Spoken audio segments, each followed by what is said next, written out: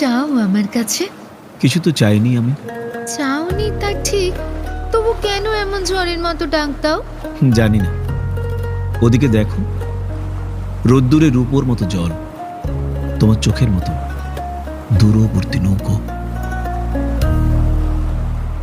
চতুর্দিকে তোমাকেই দেখা। সত্যি করে বলো কবি, কি চাও আমার কাছে? মনে হয় তুমি দেবী। আমি দেবী নই। তুমি তো জানো না তুমি কে।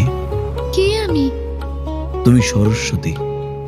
শব্দটির মূল অর্থে যদিও মানবী, তাই কাছাকাছি পাওয়া, মাঝে মাঝে নারী নামে ডাকে। হাসি পাই শুনে। যখন যা মনে আসে তাই বলো, ঠিক নয়? অনেকটা ঠিক। যখন যা মনে আসে। কেন মনে আসে? কি চাও বলো তো সত্যি, কথা ঘুরিও না। আশীর্বাদ। আশীর্বাদ? আমার না সত্যি চিনি দেবী? তুমি তো সেই। টেবিলের ওই পাশে ফিকে লাল শাড়ি, আঙুলে ছোঁয়ানো থুতনি।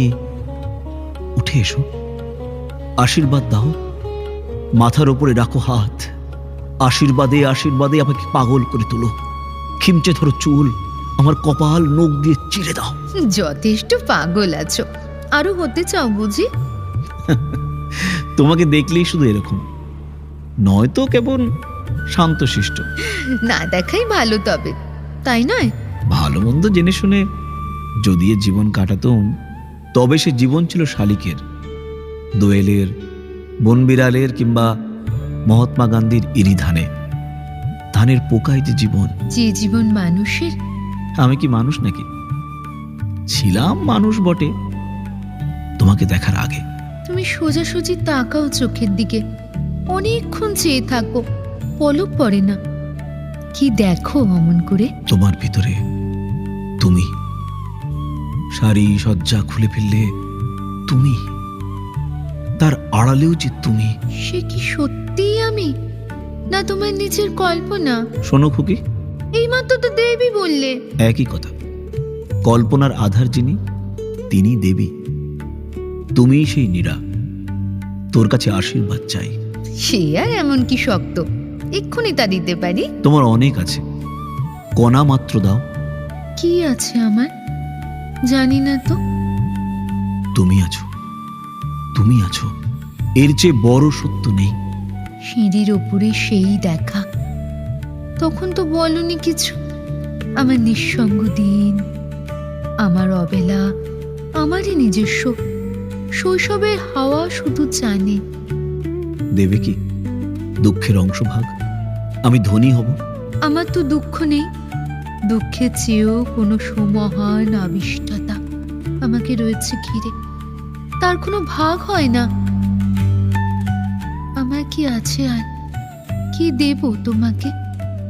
তুমি আছো, তুমি আছো, এর চেয়ে বড় সত্য নেই। তুমি দেবী। ইচ্ছে হয় হাঁটু গেড়ে বসি, মাথায় তোমার করতল। আশীর্বাদ তবুও শেখানো শেষ নেই। কবি নয়, মুহূর্তে পুরুষ হয়ে উঠে। অস্থির দুহাত 10 আঙ্গুলে আঁকড়ে ধরতে চায়।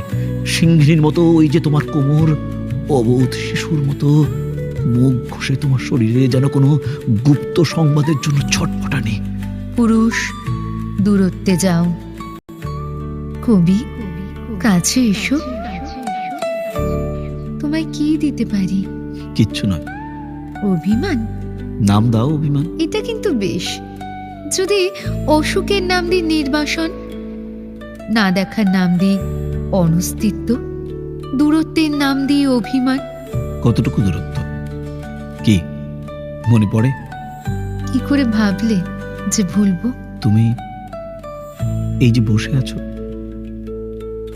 আঙুলে ছোঁয়ানো থুতনি, কপালে পড়েছে চূর্ণ চুল, পাড়ের নকশায় ঢাকা পা, ওষ্ঠার্গে আসন্ন হাসি।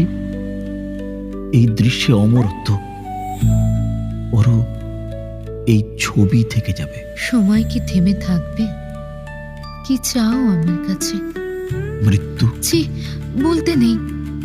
তবে স্নেহ। আমি বড় স্নেহের কাঙাল। পাওনি কি? বুঝতে পারি না ঠিক। বয়স্ক পুরুষ যদি স্নেহ চায়, শরীরও সে চায়। তার গালে গাল চেপে দিতে পারো মধুর উত্তাপ। ফের পাগলামি? দেখা দাও। আমিও তোমায় দেখতে চাই। না। কেন? বলো না, কখনো বলো না ওরই কথা। আমি ভয় পাবো। এই শুধু একদিনের। আমি কে? সামান্য, অতি নগণ্য, কেউ না। তবু এত স্পর্ধা করে তোমার রূপের কাছে। তুমি কবি। তা কি মনে থাকে? বারবার ভুলে যাই। অবুঝ পুরুষ হয়ে কৃপা প্রার্থী। কি চাও আমার কাছে? কিচ্ছু নয়। আমার দু চোখে যদি ধুলো পড়ে, আঁচলের ভাব দিয়ে মুছে দেবে।